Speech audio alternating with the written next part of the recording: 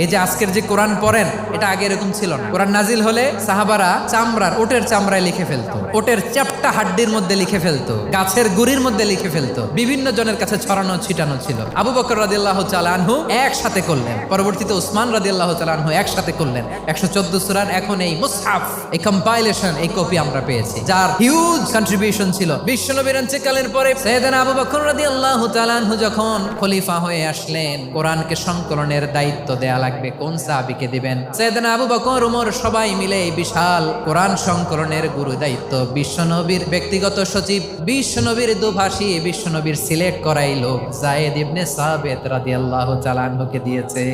এই পুরো কোরআন কম্পাইলেশনের project manager ছিল যায়েদ বিন সাবিত রাদিয়াল্লাহু তাআলা। দেখেন, এত সাহাবীর মধ্যে থেকে বিশ্বনবীর একাডেমিক প্রজেক্ট যায়েদ বিন সাবিতের মতো তরুণকে নির্বাচিত করেছেন। কেমন ট্যালেন্ট হান্টার ছিল আমার নবী, সুবহানাল্লাহ পড়বেন না?